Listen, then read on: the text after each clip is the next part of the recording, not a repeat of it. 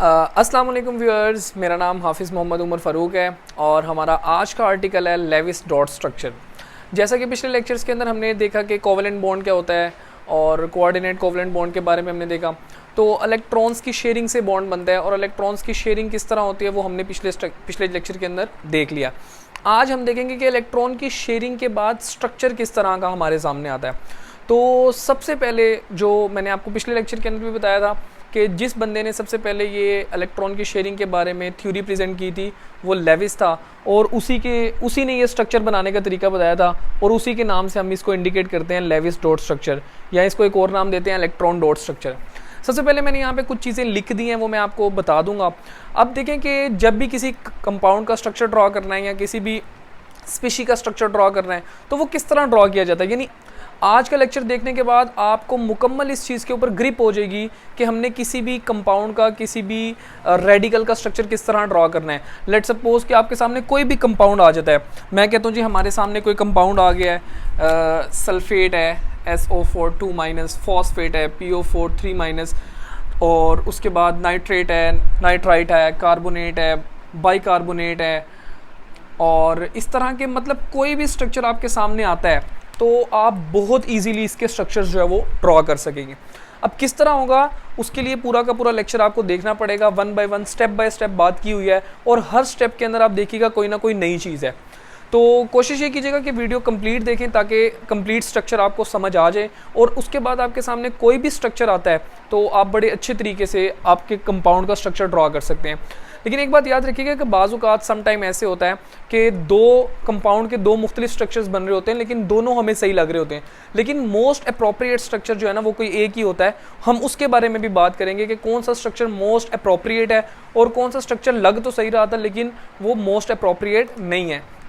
तो सबसे पहले हम लोग स्टार्ट करते हैं कुछ एक चीज़ें कि लेविस जो डॉट स्ट्रक्चर है, लेविस ने सबसे पहले एक बात की थी कि जब भी आप किसी कंपाउंड का स्ट्रक्चर ड्रॉ करेंगे तो उसके अंदर जितने भी एलिमेंट्स हैं उनके सिर्फ और सिर्फ वैलेंस इलेक्ट्रॉन्स को हम लोग ड्रॉ करेंगे। आपको पता है कि कोई भी एटम है तो उसके अंदर उसका अगर आप स्ट्रक्चर ड्रॉ करते हैं तो उसके अंदर इनर इलेक्ट्रॉन्स भी होते हैं, हाइड्रोजन और हीलियम के अलावा बाकी सारे एलिमेंट्स के अंदर इनर इलेक्ट्रॉन्स होते हैं और आउटर इलेक्ट्रॉन्स होते हैं। जो सबसे आखिरी शेल के इलेक्ट्रॉन्स होते हैं उनको हम लोग वैलेंस इलेक्ट्रॉन कहते हैं या आउटर मोस्ट शेल के इलेक्ट्रॉन्स कहते हैं। तो लेविस ने ये बात की थी कि जब भी आप स्ट्रक्चर ड्रॉ करेंगे तो सिर्फ और सिर्फ आउटर मोस्ट शेल के इलेक्ट्रॉन्स को ही रिप्रेजेंट करेंगे। अच्छा, उसके बाद दूसरी बात की कि हर एलिमेंट की कोशिश ये होगी कि वो अपना ऑक्टेट रूल कंप्लीट कर ले, यानी अपने वैलेंस शेल के अंदर 8 इलेक्ट्रॉन पूरे कर ले। कि कोई भी कंपाउंड है, कोई भी रेडिकल है तो उसके अंदर जितने भी एलिमेंट्स हैं हर एलिमेंट की ये कोशिश होगी कि वो अपने 8 इलेक्ट्रॉन पूरे कर ले, और स्टेबल स्ट्रक्चर भी वही होगा जिसके अंदर हर एलिमेंट के 8 इलेक्ट्रॉन पूरे हैं अपने वैलेंस शेल के अंदर। अच्छा, अब 8 इलेक्ट्रॉन वाला केस तो हो गया, लेकिन याद रखना है कि ये बात हाइड्रोजन की नहीं है। हाइड्रोजन हमें पता है कि हाइड्रोजन के वैलेंस शेल के अंदर 2 इलेक्ट्रॉन्स ही आ सकते हैं, यानी उसका पहला शेल या आखिरी शेल होता है। तो 8 इलेक्ट्रॉन वाला केस बाकी एलिमेंट्स के लिए, लेकिन हाइड्रोजन के लिए 2 इलेक्ट्रॉन वाला केस है कि उसके वैलेंस शेल के अंदर 2 इलेक्ट्रॉन होने चाहिए।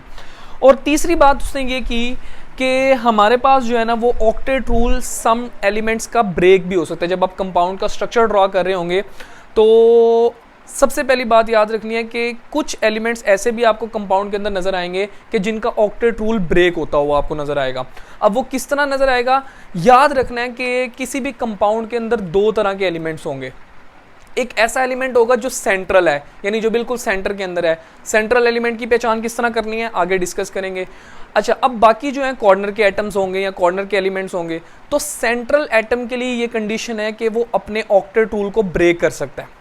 अब ऑक्टेट रूल को ब्रेक करने से क्या मुराद है कि वो अपने आखिरी शेल के अंदर 8 इलेक्ट्रॉन से ज्यादा रख सकता है। ऑक्टेट रूल को ब्रेक करने का मकसद ये नहीं है कि 8 से कम इलेक्ट्रॉन वाले को भी हम स्टेबल करेंगे। ये बात तो हमने याद रखनी है कि एटम स्टेबल उसी वक्त होगा जब उसके अंदर 8 इलेक्ट्रॉन है, लेकिन सेंट्रल एटम के लिए ये चीज़ की गुंजाइश रखी गई है कि उसके वैलेंस शेल के अंदर अगर 8 इलेक्ट्रॉन पूरे हैं तो वो 8 इलेक्ट्रॉन के बाद भी इलेक्ट्रॉन जो है वो शेयर कर सकता है। उसके पास 8 इलेक्ट्रॉन से ज़्यादा भी हो सकते हैं। लेविस जब स्ट्रक्चर ड्रॉ कर रहा था तो आहिस्ता आहिस्ता स्ट्रक्चर ड्रॉ करते करते उसे ये बात समझ आई। अब देखें कि 8 इलेक्ट्रॉन वाली थ्योरी मुकम्मल तौर पर दुरुस्त नहीं है। अगर ये मुकम्मल तौर पे दुरुस्त होती तो इसके बाद मुख्तलिफ किस्म की थ्योरीज आती ही ना। और हमें पता है जब कि ये मॉलिक्यूल का स्ट्रक्चर जब हम लेविस का ड्रॉ करते हैं, इसके बाद आप देखेंगे मुख्तलिफ वेस्पर थ्योरी आई, उसके बाद जो है VBT आई, फिर MOT आई, वो सारे के सारे मॉलिक्यूल्स के स्ट्रक्चर को ही रिप्रेजेंट कर रहे होते हैं। तो सबसे पहला जो स्ट्रक्चर था वो लेविस ने दिया था, तो लेविस के अंदर कुछ ना कुछ खामियां तो ऑब्वियस सी बात है होंगी, जिसके बाद नई थ्योरीज आई, तो उसको स्ट्रक्चर्स बनाते बनाते ये बात पता चली। तो सेंट्रल एटम के लिए रूल ब्रेक हो सकता है, लेकिन रूल इस तरह ब्रेक होगा कि 8 इलेक्ट्रॉन या 8 इलेक्ट्रॉन से ज़्यादा होंगे, उससे कम नहीं हो सकते, 8 और मोर देन 8 इलेक्ट्रॉन्स। अब हम देखते हैं कि सेंट्रल एटम किस तरह डिसाइड किया जाएगा। तो जब भी आपने सेंट्रल एटम डिसाइड करना है तो उसके लिए चंद एक रूल्स हमने बना दिए हैं। सबसे पहली बात याद रखने की, कोई भी आप लोग किसी भी स्पीशी का, किसी भी रेडिकल का स्ट्रक्चर ड्रॉ करने लगे हैं, किसी भी कंपाउंड का स्ट्रक्चर ड्रॉ करने लगे हैं, तो याद रखना है कि उस कंपाउंड के अंदर जो सबसे लीस्ट इन नंबर जो एलिमेंट होगा ना, उसको हम लोग सेंट्रल एटम कंसीडर करेंगे। अच्छा, अब एक से ज़्यादा भी लीस्ट नंबर हो सकते हैं, तो फिर हम देखेंगे जिसकी इलेक्ट्रोनेगेटिविटी कम से कम हो, यानी जिन एलिमेंट में से तमाम एलिमेंट्स में से जिस एलिमेंट की इलेक्ट्रोनेगेटिविटी सबसे कम होगी तो हम उसको डिसाइड कर लेंगे कि ये हमारे पास सेंट्रल एटम है। अगर ये भी कंडीशन नहीं आती तो फिर हम देखेंगे साइज सबसे बड़ा किसका है, लार्जेस्ट साइज जिस एटम का होगा हम उसको सेंट्रल एटम कंसीडर करेंगे, और अगर नहीं तो हम देखेंगे कि हाईएस्ट एटॉमिक नंबर, Z का मतलब एटॉमिक नंबर है हमें पता है, तो जिसका सबसे बड़ा एटॉमिक नंबर होगा हम उसको सेंट्रल एटम कंसीडर करेंगे। तो ये सारी की सारी चीज़ें ऑलमोस्ट आप पहले नंबर पे ही देख लेंगे कि लीस्ट इन नंबर जो होगा ना, हम ज़्यादातर कंपाउंड्स के अंदर उन्हीं को देखेंगे कि वही हम लोग सेंट्रल एटम बनाते हैं, और हमें बड़ी आसानी से जो है ना वो पता भी चल जाता है। दूसरी चीज़ याद रखनी कि हाइड्रोजन एंड फ्लोरीन जो है वो सेंट्रल एटम के तौर पे एक्ट नहीं कर सकते। ये जो है ना, ये आप रूल ही याद कर लें कि हाइड्रोजन और फ्लोरीन जो है ना ये सेंट्रल एटम नहीं हो सकते। उसके बाद तीसरी चीज़, अगर ये नहीं हो सकते तो सेंट्रल एटम क्या हो सकते हैं, तो चंद एक ही सेंट्रल एटम, ये याद रख लें, ऑक्सीजन है, सल्फर है, नाइट्रोजन है, फॉस्फोरस है, कार्बन है, सिलिकॉन है एंड क्लोरीन। आपको मैक्सिमम कंपाउंड्स के अंदर जो है ना यही नजर आएंगे, बल्कि आप कह लें कि इनके अलावा तो बिल्कुल ना होने के बराबर कोई आपको नजर ही नहीं आएगा। ज़्यादा से ज़्यादा सिर्फ और सिर्फ यही चंद एलिमेंट्स हैं, एक oxygen, sulphur, nitrogen, phosphorus, chlorine और सिलिकॉन, कार्बन वगैरह। इनके अलावा आपको कोई भी सेंट्रल एटम के तौर पे नज़र नहीं आएगा। तो ये सेंट्रल एटम के हवाले से ये इंफॉर्मेशन हो गई हमारी। उसके बाद हमने ये देखना है कि अगली बात जो मैंने आपको पहले बताई कि octet rule of corner atom must be complete, यानी ऑक्टेट रूल कॉर्नर एटम्स का लाजमी कंप्लीट होना चाहिए। एक सेंट्रल एटम होगा, बाकी कॉर्नर एटम होंगे, तो जितने भी कॉर्नर एटम्स होंगे उन सब का ऑक्टेट रूल लाजमी कंप्लीट होना चाहिए। और उसके बाद अगली बात ये की है कि सेंट्रल एटम जो है वो उसके अंदर 8 इलेक्ट्रॉन होने तो चाहिए, लेकिन वो अपना ऑक्टेट रूल ब्रेक कर सकता है। और ऑक्टेट रूल ब्रेक करने से क्या मुराद है कि 8 से इलेक्ट्रॉन ज्यादा हो सकते हैं, उसके अंदर कम नहीं हो सकते। 8 से ज़्यादा कितने हो सकते हैं, अब वो हम बात करेंगे। अच्छा, उसके बाद सेंट्रल एटम के बारे में बात ये की है कि central atom tries to remain in their maximum covalency, यानी सेंट्रल एटम की कोशिश होगी कि वो अपनी मैक्सिमम कोवेलेंसी के अंदर रहे। अब कोवेलेंसी क्या होती है कि किसी भी एटम ने कितने इलेक्ट्रॉन्स शेयर किए हुए हैं, वो बॉन्ड पेयर की सूरत में भी हो सकते हैं, वो लोन पेयर की सूरत में भी हो सकते हैं। तो कोई किसी भी एटम ने जितने इलेक्ट्रॉन्स शेयर किए होंगे, वो बॉन्ड पेयर या लोन पेयर किसी भी शक्ल में, वो जितनी भी टोटल आपके पास बनेगा वो उसकी कोवेलेंसी होगी। और हर एटम की कोशिश होती है कि वो अपनी मैक्सिमम कोवेलेंसी के अंदर है। अब यहाँ पे मैंने आपके सामने रिप्रेजेंट कर दिया है कि कोवेलेंसीज ऑफ डिफरेंट एलिमेंट्स। अब ऑक्सीजन की बात करें तो ऑक्सीजन की मैक्सिमम कोवेलेंसी होती है 2। हर एलिमेंट की कोशिश यही होगी, सेंट्रल एटम में जितने भी एलिमेंट हैं कोशिश ये होगी कि वो मैक्सिमम कोवेलेंसी में रहें। और जितने भी एलिमेंट्स हैं उनकी वैलेंसी वेरिएबल है, 1 से ज़्यादा है। तो अगर वैलेंसी 1 से ज़्यादा है तो कोशिश उनकी ये होगी कि वो मैक्सिमम के अंदर रहें, और जितना मैक्सिमम में रहेंगे वो स्ट्रक्चर उतना ज़्यादा स्टेबल होगा। तो ऑक्सीजन की मैक्सिमम कोवेलेंसी है 2। अब ये प्रेजेंट क्या कर सकता है, ये सिंगल वैलेंसी भी शो कर सकता है, डबल भी कर सकता है। और याद रखिएगा बहुत ही ज़्यादा रेयर केसेस के अंदर ऐसा भी होगा कि ऑक्सीजन जो है ये 3 वैलेंसी भी शो करता है। लेकिन जब 3 वैलेंसी शो करेगा तो इसके ऊपर कोई ना कोई चार्ज आ जाता है। लेकिन अब फिलहाल इतना याद रखें कि 1 और 2 है, 3 करता है लेकिन बहुत कम, ना होने के बराबर। अच्छा, उसके बाद आता है हमारे पास सल्फर। सल्फर की मैक्सिमम कोवेलेंसी है 6। तो सल्फर कोशिश करेगा कि मैक्सिमम कोवेलेंसी के अंदर रहे, लेकिन कोवेलेंसी से कम वैलेंसी भी शो कर सकता है। ये 2 भी शो करता है, 6 भी शो करता है और 4 भी शो करता है। जब इसकी वैलेंसी 6 है तो इसका मतलब इसने 6 बॉन्ड बनाए हुए हैं। 6 से कम है तो 4 बॉन्ड बनाए हुए हैं और एक इसके ऊपर लॉन पेयर है। अब किसी भी एटम के ऊपर अगर लॉन पेयर है, सल्फर की बात करें, सल्फर ने 4 बॉन्ड बनाए हुए हैं तो उसने 4 इलेक्ट्रॉन शेयर किए हुए हैं और एक उसके ऊपर लॉन पेयर है। तो लॉन पेयर 2 इलेक्ट्रॉन्स का होता है, तो इसके लिए हम उसको भी जो है ना वो 2 यानी उसको 2 कोवेलेंसी शो करते हैं। 4 बॉन्ड की 4 वैलेंसी होगी और एक लोन पेयर में 2 इलेक्ट्रॉन्स होते हैं, तो वो 2, 4 और 2 6 होगी। तो जब वो 4 बॉन्ड बनाएगा तो एक उसके ऊपर लोन पेयर होगा, ये वैलेंसी होगी। उसके बाद अगर हम कार्बन और सिलिकॉन की बात करें तो कार्बन और सिलिकॉन की 4 वैलेंसी होती है और ये मैक्सिमम केसेस के अंदर, बल्कि हर बार ये 4 वैलेंसी ही शो करते हैं, इससे कम तो ये शो करते नहीं, क्योंकि इसकी कार्बन और सिलिकॉन की इसके अलावा कोई वैलेंसी होती ही नहीं है। उसके बाद अगर नाइट्रोजन पे आते हैं तो नाइट्रोजन की मैक्सिमम कोवैलेंसी होती है 5, लेकिन ये 3 भी शो करता है और 4 भी शो करता है। आप देखिएगा कि ज्यादातर केसेस के अंदर नाइट्रोजन जो है वो अपनी 5 वैलेंसी शो करता ही नहीं है, ठीक है। नाइट्रोजन पेंटावैलेंट होता ही नहीं है, नाइट्रोजन अपनी 3 वैलेंसी शो कर देता है या 4 वैलेंसी शो कर देता है। अब ये जब 4 वैलेंसी शो करेगा तो इसका मतलब इसने 4 बॉन्ड बनाए हुए हैं, और अगर 3 वैलेंसी शो करेगा तो इसका मतलब इसने 3 बॉन्ड बनाए हुए हैं और एक इसके ऊपर लॉन पेयर है। तो 3 या 4 वैलेंसी शो करेगा, 5 वैलेंसी शो नहीं करेगा।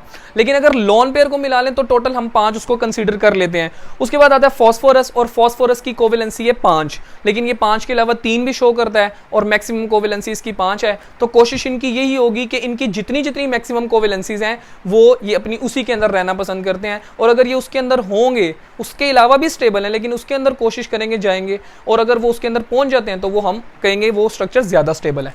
तो याद रख लें, ऑक्सीजन की 2, सल्फर की 6, सिलिकॉन की 4, कार्बन की 4, फॉस्फोरस की 5, नाइट्रोजन की 3 या 4, 5 वैलेंसी शो नहीं करेगा। ये मैक्सिमम कोवैलेंसीज आपने लाजमी याद रखनी है, क्योंकि आप लोग देखिएगा कि आगे जाके ये इस्तेमाल होना है।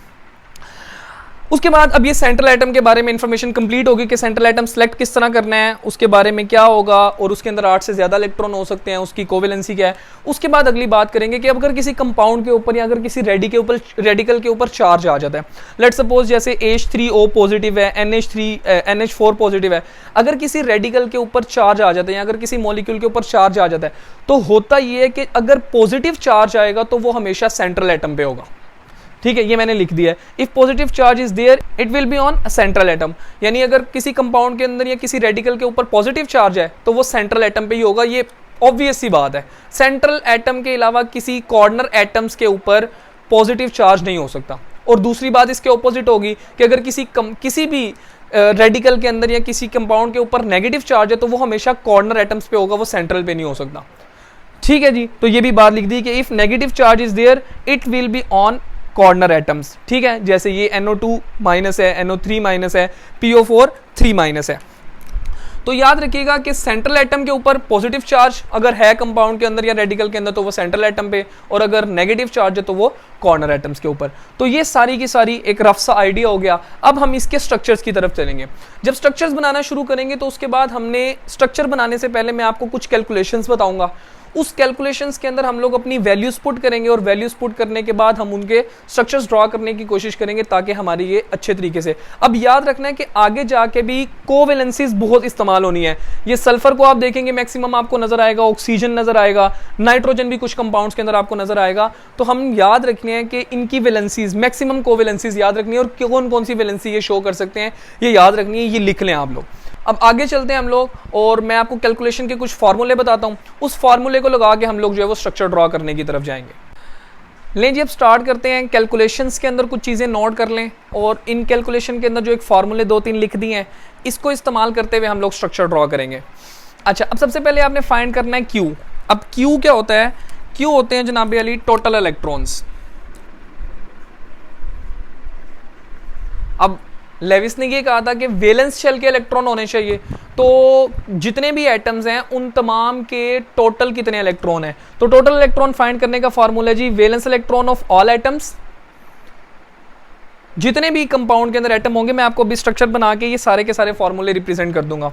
उसके बाद प्लस अगर कंपाउंड के अंदर नेगेटिव चार्ज है, और माइनस पॉजिटिव चार्ज, यानी अगर कंपाउंड के अंदर नेगेटिव चार्ज होगा तो उसको हम ऐड कर देंगे वैलेंस इलेक्ट्रॉन के साथ, और अगर पॉजिटिव चार्ज है तो उसको हम लोग माइनस कर देंगे, ये फार्मूला। उसके बाद दूसरी चीज हम निकालेंगे बॉन्ड पेयर ऑफ इलेक्ट्रॉन। अब बॉन्ड पेयर ऑफ इलेक्ट्रॉन या बॉन्ड पेयर इलेक्ट्रॉन निकालने का फार्मूला ये है कि 2 इंटू नंबर ऑफ बॉन्ड्स। जिस एलिमेंट के बारे में भी हम बात कर रहे हैं उसने टोटल कितने बॉन्ड बनाए हुए हैं, जितने भी बॉन्ड बनाए होंगे उसको मल्टीप्लाई बाय कर देंगे हम लोग 2 से, तो हमारे पास आ जाएंगे जी बॉन्ड पेयर इलेक्ट्रॉन्स। और फिर तीसरी चीज हमने निकालनी है lone pair electrons. Lone pair electrons निकालने का फार्मूला है Q minus bond pair electron. Q जो आपने टोटल इलेक्ट्रॉन निकाले, यहाँ पे आपके पास जो टोटल इलेक्ट्रॉन्स आएंगे और उसके अंदर से हम लोग माइनस कर देंगे यहाँ पे जो हमारे पास बॉन्ड पेयर का आंसर आएगा। जब उसको माइनस करेंगे तो हमारे पास वो लोन पेयर के इलेक्ट्रॉन्स आ जाएंगे। और एक चीज और याद रखिएगा, ये जो लोन पेयर के इलेक्ट्रॉन्स होंगे ये हमारे पास 2 तरह से इस्तेमाल होंगे। अब ये लोन पेयर के इलेक्ट्रॉन या तो वाकई लोन पेयर के तौर पे इस्तेमाल होंगे, लोन पेयर ही रहेंगे, और अगर लोन पेयर नहीं तो ये डबल या फिर ट्रिपल बॉन्ड बनाने के लिए इस्तेमाल होंगे। अब मुख्तलिफ कंपाउंड टू कंपाउंड वेरी करेगा। जब हम स्ट्रक्चर बनाएंगे तो ये सारी की सारी चीज़ें आपको क्लियर हो जाएंगी।